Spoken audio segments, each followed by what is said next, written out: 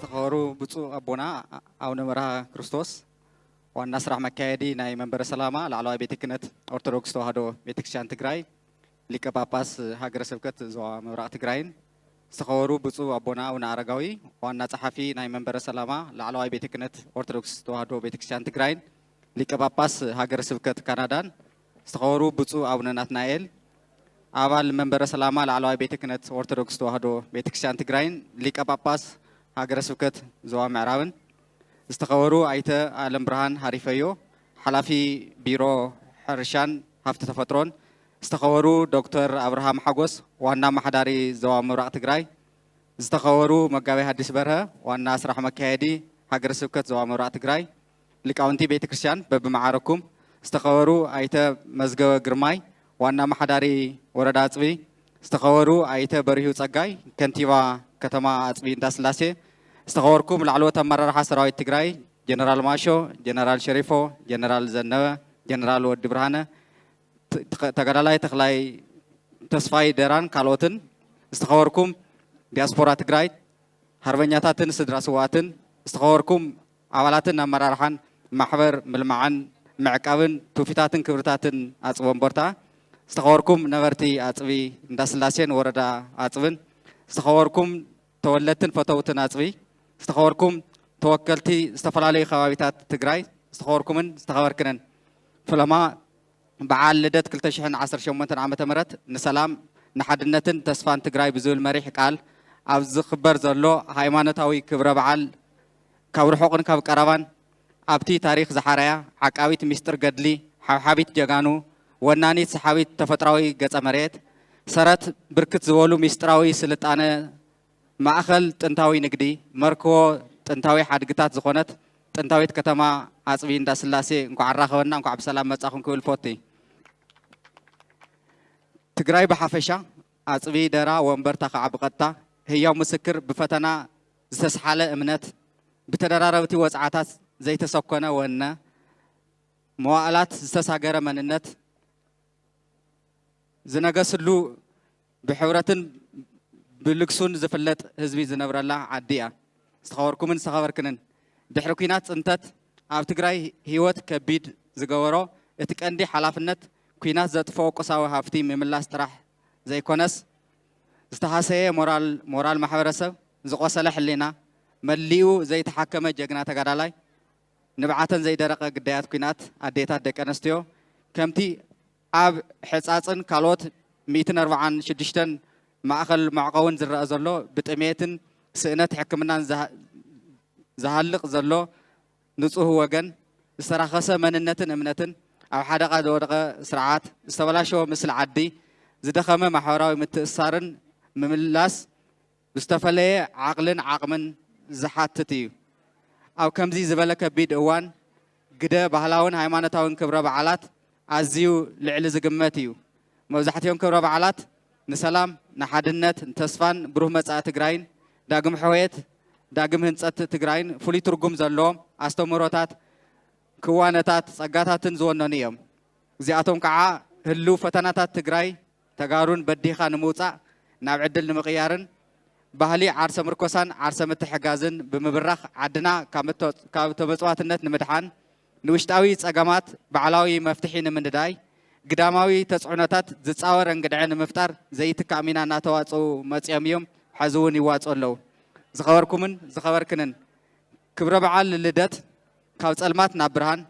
او كندي صلئي سنيت او كندي تسفا مغرات تسفا مغبار زتباوي عوي منفساوي كبر بعاليو اكل دمقت زي بعال زخونه ባህላዊ ጸዋታ ሁራ ሰለስተ عوده مريتن طواوي كوانن زخونه كابتم ዘይደሰሱ ሓድግታት أخصماويان ولدنا حدايو إذا سفح هزباوي تساتفو زتقلب ناي ولدتات متأسسار بتكبار زرائيلو تأتاوي معارنت مسفتسوم سنيتن حاليتن دمكتن مغارتن حلافنتن عقبتن بزقباء زنصوار غلو توفيت ولدنا ايو هراسة لستا بسمورون معرقون أكالاوي من كسغاسن تعمات هاقر سواوي سنقالن تسنيو انتقوان استسابر منفس كحداس زدخما أكال كنقاقاح استفلالي هزبي بحوار دستو كقادس جغننت كاونوس ناو ولاد كساغاغر زلو غدن ሓፈሻዊ ዓቕሚ መሳርሒ ኩለ መዳዊ ሕቤት ትግራይ እዩ ካብ ግዜ ናብ ግዜ ጥንታውነቱ ሓልዩ መሰረቱ ዓቂቡ እናደመቐ ዝመፀን ካብ ትግራይ ወፂኡ ኩሎም ተጋሩ ዘለዎም ከባቢታት እናነገሰ ዘሎ ክብረ በዓልና እዩ ሁራ ሰለስተ ድምቀት ተጋሩ ግርማ ትግራይ መቐረት ህይወት መግለፂ ሓበራዊ ሓጎስን ፍሳሃን ኣብነት ሙሉእነት ዓብይን ንእሽተይን ብምክብባር ዝነግሰሉ ዓብይ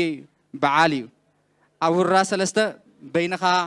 ወይ ውሒድካ ከም ዘይድመቕ ኣብ ኩሎም ፀገማት ትግራይ ባዕላዊ መፍትሒ ብውሕሉል ጥበብ ንምንዳይ ግዳማዊ ሽርሕታት በዲኻ ንምውፃእ ከም ደቂ ትግራይ ኣብ ብሄራዊ ረብሓ ዓድና ንክንሓብር ዓብይ ትምህርቲ ዘለዎ ክብረ በዓል እዩ ዝኸበርኩምን ዝኸበርክንን ህዝብን ምምሕዳርን ኣፅብን ከባቢን ምስ ዝምልከቶም ኣካላት ንዕውትነት በዓል ልደትን ሁራ ሰለስተን ዘርኣዮ ሓፂናዊ ሓድነትን ልዑል ተወፋይነትን ኣብ ሓለዋን ክንክንን ዝተፈላለዩ ሓወልትታት ፅገና ጥንታውያን ገዳማት ህንፀት ቤተ መዘክራት ምልማዕን ምልያን ተፈጥራውን ባህላውን ፀጋታት ቱሪዝም ጠንኪርኩም ክትሰርሑ ቢሮ ባህሊ ቱሪዝም በዚ ኣጋጣሚ እዚ ክላወ ይፈቱ ቢሮና እውን ናይ ቱሪዝም ኢንቨስትመንት ክድግፍ ዓለም ለኻዊ ኣፍልጦ በዓል ልደትን ሁራ ሰለስተን ክረጋገፅ ክሰርሕ ምስ ናይ እንግሊዝ ተካል ኣብ ዛሬማ ጊዮርጊስ ብ$260,000 ዝተጀመረ ካብ ኣሊፍ ፋውንዴሽን ዝተረኸበ ሓገዝ ፅገና ተጠናኺሩ ክቕፅል ምስ በዓል መዚ ሓድጊ ኢትዮጵያ ዝተጀመረ ናይ ቅድስ ስላሴ ኣፅቢ ፅገና ናብ ተግባር ክሸግር ምስ ናይ ስዊድን መዳርግቲ ኣካላት ኣብ ድርሰራም ሚካኤልን ካልኦት ሓድግታት እውን ተመሳሳሊ ዕድል ክርከብ ጠንኪሩ ኣብ ጎንኩም ኮይኑ ከም ዝሰርሕ በዚ ኣጋጣሚ እዚ ክገልፅ ይፈቱ ሰብ እውን ኣጋይሽ ፅቡቕ ግልጋሎት ክረኽቡ ኣብ ነዊሕ እዋን ናይ ነዊሕ ፃንሒት ኣጋይሽ ተረባሒ ክኸውን ኣብ ሆቴልን ተዛመድቲ ግልጋሎትን ኢንቨስት ክትገብሩ ዛጊድ ካብ ቀረፅ ነፃ ዕድል ዝረኸብኩም ሰብ ሃፍቲ እውን ናብ ተግባር ክትሸግሩን ኣፅብን ከባቢያን ጋሻ ንነዊሕ ግዜ ዝፀንሐላ መቐረት ዝኸባቢ ዝቋደሰላ ዓዲ ንክትከውን ግቦኹም ክትዋፁ በዚ ኣጋጣሚ እዚ ፃውዒተይ ከቕርብ ፈቱ ኣብ መወዳእታ ከም ቢሮ ባህሊ ቱሪዝምን ክልል ትግራይ ንልዕሊ ሰሙን ኣብ መቐለ ኣብ ወፃእን ኣብ ኣፅብን ካልኦትን ብድምቀት ይበዓለው ዘሎ ክብረ በዓል ልደት ሁራ ሰለስተ 2018 ብልዑል ምንባብ እናተሰርሐ ዝቐነየ ምድላው ልዑል ክብርን ኣድንቖትን ኣለና ትሕዝትኡ ዓቂቡ ናብ መጻኢ ወለዶ ክሓልፍ ሁራ ሰለስተ ዘይተቆረሰ ሕምባሻ ትግራይ ብዝብል ዝተሰነደ ዓብይ ሰነድ ብምትሕብባር ማሕበር ምልማዕን ምዕቃውን ትውፊታትን ክብርታትን ኣፅቢ ወንበርታ ምምሕዳርን ህዝብን ኣፅብን ከባቢያን ዝተገበረ ዘይተሓለለ ድጋፍ ከምዚ ዝመሰለ ዓብይ ኣበርክቶ ተገይሩ ቢሮና እውን ነዚ ሰናይ ተግባር ንተመራማርን ንመተሓባበርትን ኣፍልጦ ዝሃበሉ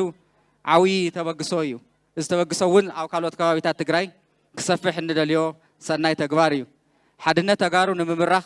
ቱሪዝም ንምንቕቓሕ ምስሊ ዓድና ደጊምና ንምህናፅ ውሽጣዊ ዓቕምታት ንምዕባይ ማሕበራዊ ርክባትና ንምጥንኻር እዚ በዓል ዝፃወቶ ዘሎ ግደ ኣዝዩ ልዑል እዩ ኣብዚ ዘይትካእ ግደ ዝነበረኩም ማሕበር ምልማዕን ምዕቃብን ክብርታትን ትውፊታትን ኣፅቢ ወንበርታ ብፍላይ ካብ ዝጅመር ስካዕ ሕዚ ድግድጊት ተዓጢቕኩም ፍልጠትኩም ገንዘብኩም መሪሕነትኩም ብምፍሳስ ኣብዚ ስለ ዘብፃሕኩሞ ክብሪ ይግባአኩም ኣብ ጎንኩም ኮይኑ እናደገፈ ዝነበረ ምምሕዳር ዞባ ወረዳ ከተማ እውን ተመሳሳሊ ፕሮሞተራት ከየንቲ ተወለድትን ፈተውቲ ዓድን ስፖንሰራት ምሁራትን ቤተሰብ ጥበብ ትግራይን እውን ነዚ ድምቀት ናይ ባዕልኩም ግደ ስለ ዘለኩም ልዑል ምስጋና ኣለና በዚ ኣጋጣሚ እዚ ከዓ ነዚ ማሕበር ንኻልኦት መርኣያ ዝኸውን ፅቡቓት ስራሕቲ እናሰርሐ ስለ ዘሎን ካብዚ ንላዕሊ ኣቐፂሎም ስራሕቲ ንክሰርሑን ብስም ቢሮ ባህሊ ቱሪዝምን ክልል ትግራይ ዝንህቦ ኣፍልጦ ህዝቢ እውን ክብሩ ክገልፀሎም በዚ ኣጋጣሚ እዚ እላዎ ህዝቢ ብከምዚ መዳይ ደሚቁ በዓሉ ክሕልፍ ብፃኣን ኣቦታት ኣብ ክብረ በዓላት እናተረኸቡ መንፈሳዊ ትውፊታት ክቕፅል መንእሰይ ወለዶ እምነትን ባህልን ዓዱ ክወርስ ህዝብና ብሰንኪ ኩናት ፅንተትን ስዒቡ ዝተፈጠረ ውሽጣዊ ፀገማትን ሞራላዊ ውድቀት ከይገጥሞ ናይ ባዕሎም ናይ ኣቦነት ግደ እናተዋፅኡ ስለ ዝኾኑ ልዑል ምስጋና ኣለና ሓይልታት ፀጥታ ትግራይ መናእሰይ ኣለይቲ መድረኽ ናይ ዲጂታልን መደበኛ ሚድያታትን ትግራይ እውን እዚ ክብሪ ካብ ትግራይ ሰጊሩ ኣብ ዓለም ክላለ ኣድማሳዊ ስፍሓቱን ዓለም ለኻዊ ተቐባልነቱን ክዓቢ እናተዋፅአኹሞ ዘለኹም ግደ ሞሳይ ይግብአኩም ክብል እፈቱ ካብ ዝተፈላለዩ ከባቢታት ትግራይ ዓርስኹምን ከባቢኹምን ወኪልኩም ዝመጻኹም ተሳተፍቲ ናይዚ ክብረ በዓል ትግራይ ኣብ ሓደ ዝገብርዋ ከመይ ከም ተሓብር ሓድነት ተጋሩ ዝግለጸሉ ሓደ መንገዲ ስለ ዝኾነ ንዝወሰድኩሞ ተወግሶ ልዑል ክብሪ ኣለና መርኣያ መግለጺ ሓድነት ተጋሩ ዝኾነ በዓልና ክደምቕ ዝተዋፅአኹሞ ግደ ግልጽ ስለ ዝኾነ በዚ ኣጋጣሚ እዚ ኣብዚ ከባቢ ዘለው ጸጋታት ንእግረ መንገድኹም ዑደት ጌርኩም ጎብኒኹም ካብ ልግስን ጋሻ ተቐባልነትን እዚ ከባቢ ጽቡቕ ትምህርቲ ተቐቢልኩም ክትምለሱ ብክብሪ ንዕድም ክብረ በዓላትና ንህዝብና ዝህቡና ዓቕምታትን ጸጋታትን ተጠቒምና ሓድነትና ኣስጢምና ተመዛበልትና ናብ መረበቶም ክምለሱ ግዛኣትና ውሕስ ክኹን ሓቢርና ክንሰርሕ በዚ ኣጋጣሚ እዚ ፃውዒትና ነቕርብ ሰናይ በዓል ልደት 2018 ክብርን ሞገስን ምእንተ ትግራይ ኩሎም ዓይነት መስዋእቲ ንዝኸፈሉ ናይ ሎምን ናይ ትማልን ሰማዕታትና